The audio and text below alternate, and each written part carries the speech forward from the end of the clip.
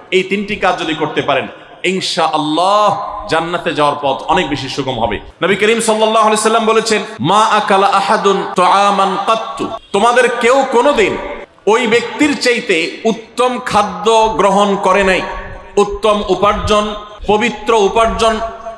পবিত্র খাদ্য কখনো সংগ্রহ করে নাই ওই ব্যক্তির চাইতে যে ব্যক্তি নিজের হাতে উপার্জন করে, নিজের হাতে পরিশ্রম করে যে উপার্জন করে, তার উপার্জনের চাইতে, তার কামাইয়ের চাইতে, তার রুজির চাইতে, তার খাদ্যের চাইতে উত্তম কোন খাদ্য আর উপার্জন আল্লাহর জমিনে আর হতে পারে না। এখানেই শুধু শেষ নয়, প্রিয় নবী সাল্লাল্লাহু আলাইহি সাল্লাম আমাদের সামনে একটা এক্সাম্পল টেনে এনে বলছেন, আল্লাহর নবী দাউদ, আপনারা জানেন তিনি কিন্তু শাসক ছিলেন, তিনি বিচারক ছিলেন, অনেক বড় ক্ষমতা, অনেক বড় দায়িত্ব, অনেক বড় শাসন কার্য তিনি আল্লাহর পক্ষ থেকে প্রাপ্ত হয়েছিলেন। এরপরও তার নিজের পরিবারের ব্যয়ভার নির্বাহ করবার জন্য তিনি কামারের কাজ করতেন, নিজের হাতে উপার্জন করতেন। নূহ আলাইহিস সালাম কাঠ মিস্ত্রির কাজ করতেন। বিভিন্ন নবী রাসূলগণ তারা নবী হয়েছেন, রাসূল হয়েছেন, মানব ইতিহাসের সোনালী ইতিহাস তারা রচনা করেছেন। কিন্তু তারা অনেকেই এরকম বিভিন্ন পরিশ্রমের কাজ করতেন, হাড় ভাঙা পরিশ্রম করতেন, বিভিন্ন পেশায় তারা কাজ করতেন। নবী করিম সাল্লাল্লাহু আলাইহি সাল্লাম এই উপমা টেনে আমাদেরকে উৎসাহ দিয়েছেন, অনুপ্রেরণা দিয়েছেন।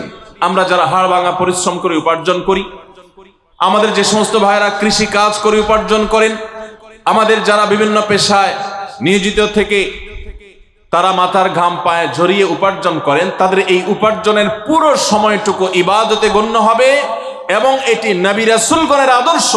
শুধুমাত্র কোরআনের সেই নির্দেশনা এবং নবী সাল্লাল্লাহু আলাইহি সাল্লামের সেই নির্দেশনাকে মাথায় রেখে তিনি যদি এই কাজটি করেন, নিয়তটাকে শুধুমাত্র যদি একটু পরিবর্তন করে নেন, যেটি আমি শুধুমাত্র আমার অর্থ উপার্জনের জন্যই করছি না, কোরআনের নির্দেশ বাস্তবায়নের জন্য করছি, নবী সাল্লাল্লাহু আলাইহি সাল্লামের নির্দেশ বাস্তবায়নার্থে করছি, তাহলে শ্রমিক ভাইরা আমার, কৃষক ভাইরা আমার, আপনাদের এই কষ্ট, আপনাদের এই পরিশ্রম, এই সবটুকুই ইবাদতে গণ্য হবে ইনশাআল্লাহ। ভাইরা আমার, নবী করিম সাল্লাল্লাহু আলাইহি সাল্লামের আর একটা হাদিস আমি আপনাদেরকে শোনাতে চাই। তিনি বলেছেন, তাকে জিজ্ঞাসা করা হয়েছে, আইয়ুল কাসবি আতিয়াব, হে আল্লাহর রাসূল, কোন উপার্জনটা সবচেয়ে পবিত্র উপার্জন, কোন উপার্জনটা সবচেয়ে হালাল উপার্জন? তখন নবী করিম সাল্লাল্লাহু আলাইহি সাল্লাম বলেছেন, কাসবুর রাজুলি বিয়াদি, মানুষ যখন নিজের হাতে উপার্জন করে সেটা, ওয়া কুল্লু বাইইন মাবরুর, এবং প্রত্যেক ওই ব্যবসা, যেই ব্যবসার মধ্যে সততা থাকে, যেই ব্যবসা মানুষকে ঠকাবার উদ্দেশ্যে থাকে না, প্রতারণা থাকে না, দুই নম্বরই থাকে না, মিথ্যাচার থাকে না, মজুদদারি থাকে না, আড়তদারি থাকে না, কৃত্রিম সংকট সৃষ্টি করার প্রচেষ্টা থাকে না, সেই রকম ব্যবসা, সেই রকম ব্যবসায়ীর ব্যবসা এবং শ্রমিকের শ্রম দিয়ে কামানো উপার্জন, এর চাইতে হালাল, এর চাইতে পবিত্র কোনো উপার্জন আল্লাহর কাছে আরেকটি নেই। ভাইরা আমার, এরকম বহু হাদিস এবং আয়াত আমি আপনাদেরকে শোনাতে পারবো, যে সমস্ত আয়াত এবং হাদিস থেকে আমরা দেখতে পাই যে আল্লাহ নবী সাল্লাল্লাহু আলাইহি সাল্লাম আমাদেরকে উৎসাহিত করেছেন নিজের হাতে উপার্জন করতে। অতএব আমার শ্রমিক ভাইরা, আপনারা যারা নিজের হাড় ভাঙা পরিশ্রম করে উপার্জন করছেন, অনেক বেশি কষ্ট করছেন, আপনাদের জন্য অনেক বড় একটা প্রেরণার বিষয় হলো, এটা স্বয়ং নবী রাসূলদের সুন্নাহ এবং তাদের আদর্শের বাস্তবায়ন। আপনাদের মধ্যে কোনো হীনমন্যতা যেন কাজ না করে। ভাইরা আমার, দুনিয়ার জীবনটা যদি অনন্ত কালের হতো, আমরা যদি শত শত হাজার হাজার বছর পৃথিবীতে বেঁচে থাকতাম, আমি অবশ্যই বলতাম, কেন এই হাড় ভাঙা পরিশ্রম করবেন?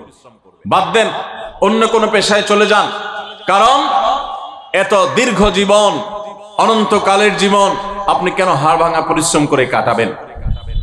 যেহেতু এই দুনিয়াতে আমরা চিরকাল থাকতে আসিনি, যারা পরিশ্রম করছি 30, 40, 50 বছর বয়স অনেকের হয়ে গেছে। বাংলাদেশে মানুষের গড় আয়ু অনুপাতে আমাদের আর খুব বেশি সময় পৃথিবীতে বেঁচে থাকার কথাও নয়।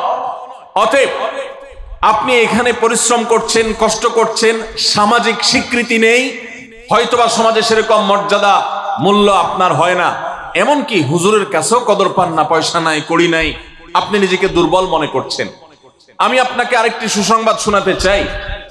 কোরআন বলছে, মানব ইতিহাসে এই তথাকথিত দুর্বল মানুষেরা, হাড় ভাঙা পরিশ্রম করা মানুষেরা, এই শ্রমিক মানুষেরা, কৃষক দিনমজুর মানুষেরা, যাদেরকে সমাজ দুর্বল মনে করে, যাদেরকে সমাজ কোনো কাজে ডাকে না, কোনো কমিটিতে রাখে না, কোনো কাজে তাদের মতামত নেয় না, তাদেরকে বিশিষ্ট নাগরিক মনে করে না, এই মানুষগুলোই পৃথিবীর জন্ম থেকে আজও পর্যন্ত পৃথিবীর ইতিহাসের মোড়কে বারবার পরিবর্তন করেছে।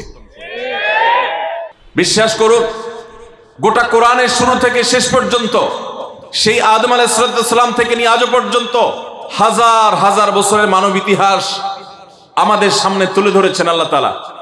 পাতায় পাতায় ইতিহাস, কোরআনের পাতায় পাতায় ঘটনা, মানব ইতিহাসের সে সমস্ত ইতিহাসগুলো, ঘটনাবলী আমরা পর্যালোচনা করলে দেখি যুগে যুগে নবী রাসূলদের যারা অনুসরণ করেছে, সমাজের বিত্তবানেরা, সমাজের বিত্তবানদের মধ্যে যারা অসৎ ছিল বা আল্লাহর প্রতি অবিশ্বাসী ছিল, তারা ক্রিটিসাইজ করেছে, ট্রল করেছে, তারা তাচ্ছিল্য করেছে, উপহাস করেছে। তারা বলেছে ওমা নারাকা তাবাআকা ইল্লাল্লাযীনা হুম আরাযিলুনা বাদিয়ার রাই। প্রায় সমস্ত নবী রাসূলদের সময়, তাদের সময়কার অবিশ্বাসীরা নবী রাসূলদেরকে বলেছিলেন যে আপনাদের কথা তো শুধু সমাজের অশিক্ষিত মানুষেরা, দিনমজুরেরা, শ্রমিকেরা, কৃষকেরা, দুর্বলেরা, যাদের কোনো পলিসি মেকিং করার, যাদের কোনো সিদ্ধান্ত দেওয়ার, যারা রাষ্ট্র পরিচালনা করার, যারা গুরুত্বপূর্ণ দায়িত্ব পালন করার জন্য তাদের কাউকে বিবেচনা রাখা হয় না, এরকম সমাজের দুর্বল মানুষরাই তো শুধু দেখি আপনাদের পিছনে গুড়গুড় করে। আজও দেখবেন ওলামায়ে কেরামের পেছনে, হুজুরদের পিছনে ওই দুর্বল মানুষগুলোই বেশি। আপনারা অবাক হবেন, এই দুর্বল মানুষেরাই, তারাই কিন্তু পৃথিবীর ইতিহাস রচনা করেছে। বেশি দূরে যেতে হবে না, মুহাম্মদ সাল্লাল্লাহু আলাইহি সাল্লাম মক্কা থেকে মদিনায় হিজরত করে যাওয়ার মাত্র 8 বছরের মাথায়, যেই মক্কা থেকে তাকে বিতাড়িত হয়ে যেতে হয়েছে, যেই মক্কায় নির্যাতন সইতে না পেরে আল্লাহর নির্দেশে হিজরত করতে হয়েছে, নিজের মাতৃভূমি ত্যাগ করতে হয়েছে, অত্যন্ত গৌরবের সাথে মাত্র 8 বছরের ব্যবধানে সেই মক্কা শুধু নয়, সেই আরব শুধু নয়, সুদূর রোমান সম্রাটের সাম্রাজ্য সহ একটা পর্যায়ে সামান্য কয়েক বছরের ব্যবধানে খলিফা ওমরের যুগে অর্ধ পৃথিবী মুসলমানদের কর্তলগত হয়েছে। কাদের হাতের উপর দিয়ে? এই বেলাল, এই আম্মার, এই সুহাইব, এই দুর্বল সাহাবী, যাদেরকে মদিনার মক্কার মানুষেরা দুর্বল মনে করত, তাদের হাত দিয়ে গোটা পৃথিবী জয় করেছে মুসলমানরা। এবং এই এক ইতিহাস রচিত হয়েছে নূহ আলাইহিস সালামের যুগে, ইব্রাহিম আলাইহিস সালামের যুগে, মুসা আলাইহিস সালামের যুগে। ফেরাউন এবং তার সে সমস্ত অনুসারীরা, তাদেরকে আল্লাহ নিমজ্জিত করে, তাদেরকে আল্লাহ তাআলা ধ্বংসপ্রাপ্ত করে, সেই দুর্বল বনী ইসরাঈলেরা যাদেরকে কৃতদাস বানিয়ে রাখা হয়েছিল, তারাই কিন্তু বিজয়ী হয়েছে, তারাই টিকে ছিল, ধ্বংস হয়েছে শক্তিশালী মানুষেরা। আমি যে সমস্ত ভাইয়েরা সম্পদ উপার্জন করেছেন বা ভালো অবস্থানে আছেন, আমি তাদেরকে আপনাদের বিপরীতে দাঁড় করাচ্ছি না। কারণ সাহাবীদের মধ্যে ওসমান রাদিয়াল্লাহু তাআলা অনেক সম্পদের অধিকারী ছিলেন, আপনারা জানেন। আবু বকর রাদিয়াল্লাহু তাআলা নেতৃত্বে ছিলেন সমাজের, আপনারা জানেন। আর অনেক সাহাবী ছিলেন, তাদের অঢেল সম্পদ ছিল। তারা যখন সম্পদ ছিল, এরপরও তারা আল্লাহর প্রিয় পাত্র হয়েছেন এবং তাদের হাত ধরেও বিজয় রচনা হয়েছে। তাহলে বোঝা গেল ধনী এবং দরিদ্র বিষয় নয়, বিষয় হলো ইসলাম বিজয়ী হবে। আপনি যদি ইসলামের সাথে থাকেন, আপনি দরিদ্র হলেও আপনি বিজয়ী হবেন, ধনী হলেও বিজয়ী হবেন, সম্পদশালী হলেও বিজয়ী হবেন, দুর্বল হলেও বিজয়ী হবেন, সচ্ছল হলেও বিজয়ী হবেন, অসচ্ছল হলেও বিজয়ী হবেন। ইসলামের বিজয় নিশ্চিত। আপনি ইসলামের সাথে থাকলে আপনি বিজয়ী হবেন, ইসলামের সাথে না থাকলে আপনি দরিদ্র হলেও পরাজিত, ধনী হলেও পরাজিত।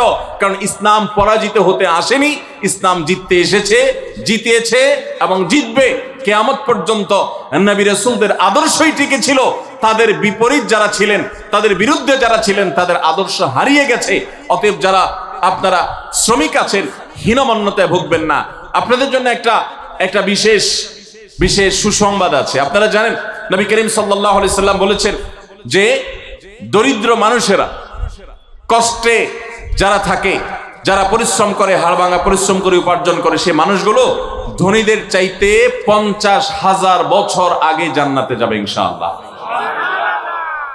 প্রিয় নবী সাল্লাল্লাহু আলাইহি সাল্লামের কাছে ধনী সাহাবীদের সাথে গরিব সাহাবীদের কম্পিটিশন হতো। আপনারা জানেন একটি প্রসিদ্ধ হাদিস রয়েছে যে নবী করিম সাল্লাল্লাহু আলাইহি সাল্লাম দরিদ্র সাহাবীদেরকে তাদের প্রার্থনার ভিত্তিতে একটা আমল শিখিয়ে দিলেন। তারা বললেন, হে আল্লাহর রাসূল, ধনীদের অনেক টাকা পয়সা আছে, তারা টাকা পয়সা দান করে অনেক সওয়াব কামাই করে, অনেক কিছু করে, আমরা করতে পারি না। তো আমাদেরকে এমন একটা আমল শিখিয়ে দেন যে আমল করলে আমরা তাদেরকে টেক্কা দিতে পারবো, তাদের সাথে আমরা প্রতিযোগিতা টিকে থাকতে পারবো। আমাদের তো টাকা পয়সা দিয়ে সওয়াব কামাই করার রাস্তা নেই, তো শুধু নিজের শরীরের আমল ইবাদত দিয়ে আমরা করতে পারি। এমন একটা আমল দেন যে তারা টাকায় কামাই করে যে পরিমাণ সওয়াব কামাই করে, আমরা ওই আমল করে সেই সওয়াব কামাই করতে পারবো। নবী সাল্লাল্লাহু আলাইহি ওয়াসাল্লাম তাদেরকে শিখিয়ে দিলেন। শিখিয়ে দেওয়ার খুব অল্প সময়ের মধ্যেই সাহাবীদের মধ্যে কল্যাণকামিতা ছিল, ধনী থাকুক গরিব থাকুক সবাই। এবার ধনী সাহাবীরা ওই আমলটার খবর জেনে গেলেন, অর্থাৎ সংবাদ লিক হয়ে গেছে। লিক হয়ে যাওয়ার পর এবার ধনী সাহাবীরাও ওই আমল করা শুরু করলেন। এবার গরিব সাহাবীরা বলেন, ইয়া রাসূলুল্লাহ, আমরা তো তাদের সাথে কম্পিটিশনে টিকে থাকতে পারি না দেখে আমল চাইলাম, এখন তারা তো টাকা পয়সা দিয়ে সওয়াব কামাই করতে পারে, আবার যেটা আমাদেরকে শিখিয়ে দিয়েছেন এটাও করা ধরছে, আমরা এখন কি করব? নবী করিম সাল্লাল্লাহু আলাইহি সাল্লাম তখন হেসে দিলেন এবং সাহাবীদেরকে বললেন, দেখো, আল্লাহর করুণা যদি কারোর প্রতি হয় তাহলে সেক্ষেত্রে তুমি হিংসা করার তো প্রয়োজনই নেই, প্রশ্নই ওঠে না, তুমি সেটাকে ঠেকাবার কোনো সুযোগ নেই। আল্লাহ যাকে তৌফিক দিয়েছেন সে নিশ্চয়ই অগ্রগামী থাকবে। তাহলে ধনী হয়েও কেউ অনেক অগ্রসর হয়ে যেতে পারে, গরিব হয়ে অগ্রসর হয়ে যেতে পারে। খোলাসা কথা হলো যে আপনি কোন পেশার মানুষ এটা বিবেচ্য বিষয় নয়, আপনি হালাল উপার্জন করছেন কিনা, আপনি ভালো কাজ করছেন কিনা, এটা হলো বিবেচ্য বিষয়। বিশেষ করে আমাদের শ্রমিক ভাইদের উদ্দেশ্যে আমি আজকে 3টি পরামর্শ দিয়ে 3টি আপনাদের প্রতি আমার বিনীত আহ্বান রেখে আমি এই বিষয়ে আলোচনা ক্লোজ করতে চাই। প্রথম কথা হলো, আপনি নির্মাণ শ্রমিক হন কিংবা অন্য কোন শ্রমিক, যেই পেশায় আপনি কাজ করেন না কেন, 5 ওয়াক্ত নামাজ এবং রমজানের রোজা কখনো ছাড়বেন না, কখনো না। 5 ওয়াক্ত নামাজ পড়া আপনাদের জন্য কিছুটা কষ্টের, বিশেষ করে রমজান রোজা রাখা কখনো কখনো আপনাদের জন্য বেশি কষ্টের হয়, কারণ অনেক সময় প্রচন্ড গরমের মধ্যে আপনাদেরকে রোজা রাখতে হয়, যেটা খুব চ্যালেঞ্জিং ব্যাপার। কিভাবে আপনি রোজা রাখবেন? তুলনামূলকভাবে নামাজ পড়াটা সহজ, ওয়াক্ত হয়ে গেছে, আপনি তো এমনিতেই একটি বিরতি দিতে হয়, আপনি টানা হাড় ভাঙা পরিশ্রম করতে পারেন না। আপনি যদি জোহরের নামাজের সময় বিরতি দেন এবং বিরতি দিয়ে যদি আপনি নামাজটা পড়ে ফেলেন, একই সঙ্গে আপনার রেস্ট হবে, আবার আপনার নামাজটাও হয়ে যাবে, এবং ওযুর মাধ্যমে আপনার যে ফ্রেশনেস হবে, আপনার ভেতরে যে ভালো লাগা কাজ করবে, ক্লান্তি দূর হবে শীতল পানি দিয়ে ওযু করার মাধ্যমে, এটা আপনি অন্য কোনো কোথাও অন্য কোনো উপায় আপনি পাবেন না। অতএব শ্রমিক ভাইদেরকে আমি বলতে চাই, জীবন যাক, যত কষ্ট হোক, নামাজ কোনো অবস্থাতে ছাড়া যাবে না। সময় হবে নামাজটা পড়ে নেবেন। খুব বেশি নফল নামাজ পড়ার দরকার নেই, ফরজ আর সুন্নতে মুআক্কাদা গুলো পড়ে ফেলেন, বাস পড়ে বের হয়ে যান এবং কাজে চলে যান। আর রোজা, রমজান মাসে রোজা রেখে অনেক সময় কষ্ট হয় আমাদের জন্য। রোজা রেখে যদি আপনার পরিশ্রম করতে কষ্ট হয়, তাহলে আমি বলবো যে প্রয়োজনে আপনি হাফ ডিউটি করেন, প্রয়োজনে আপনি ডিউটি কমিয়ে আনেন, প্রয়োজনে রমজান মাসে আপনি ডিউটি না করে 11 মাসের জমানো টাকা দিয়ে আপনি চলেন, কিন্তু রোজা আপনাকে রাখতে হবে, ফরজ রোজা, মাফ নাই। কিভাবে করবেন আপনাকে বুদ্ধি বের করতে হবে। মিডল ইস্টে আমি নির্মাণ শ্রমিক ভাইদেরকে দেখেছি, যারা মিডল ইস্টে আছেন, সৌদি আরবে, দুবাইয়ে, তারা জানেন, বিশেষ করে সৌদি আরবে নির্মাণ শ্রমিকরা সবাই রমজান মাসে রাতের বেলায় কাজ করে, লাইট জ্বালিয়ে রাতের বেলা কাজ করে, দিনের বেলা তারা রেস্ট করে, কারণ এত বেশি গরম সেখানে থাকে। এই গরমের তীব্রতায় রোজা রেখে কাজ করা কোনোভাবে সম্ভব হয় না, এই জন্য তারা রাতের বেলা লাইট জ্বালিয়ে কাজ করেন এবং দিনের বেলা রেস্ট করেন। তো এক কথায় নামাজ এবং রোজা আপনাকে রাখতে হবে। কিভাবে রাখবেন বুদ্ধি আপনাকে বের করতে হবে। তাহলে প্রথম হলো নামাজ রোজা করবেন, দ্বিতীয় হলো হালাল উপার্জন করবেন, কাজে ফাঁকি দিবেন না। আপনাদের জন্য জান্নাতে যাওয়া যত সহজ, অনেক বড় বড় পেশাজীবীদের জন্য, অনেক বড় বড় আলেম এবং হুজুরদের জন্য জান্নাতে যাওয়া এত সহজ নয়। কারণ হারামের যে বড় বড় আইটেমগুলো আছে, হারামের যে বড় বড় বিষয়গুলো আছে, সেগুলো থেকে আপনারা এমনিতেই পবিত্র থাকেন আলহামদুলিল্লাহ। শুধুমাত্র এই মৌলিক বিষয়গুলো লক্ষ্য রাখলে ইনশাআল্লাহ আপনাদের জন্য জান্নাতে যাওয়া সহজ হবে।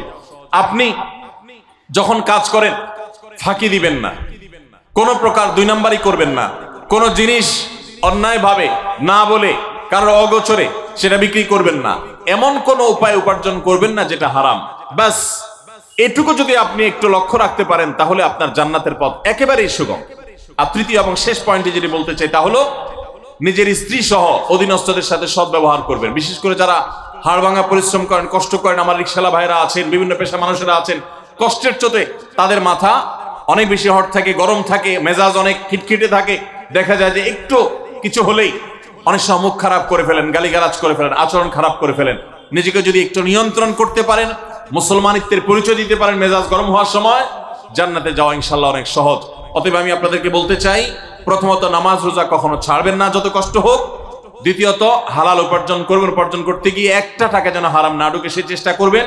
তৃতীয়ত হলো পরিবার, সহকর্মী এবং সমস্ত স্তরের মানুষের সাথে সদাচরণ করবেন, মুখ খারাপ করবেন না, গালিগালাজ করবেন না, মেজাজ হারাবেন না, ধৈর্য ধারণ করবেন। এই তিনটি কাজ যদি করতে পারেন ইনশাআল্লাহ জান্নাতে যাওয়ার পথ অনেক বেশি সুগম হবে। আল্লাহ তাআলা আমাদের সবাইকে এই কাজগুলো মেনে চলার, এই কথাগুলোকে মেনে চলার তৌফিক দান করুন। সবাই চেষ্টা করবো তো ইনশাআল্লাহ।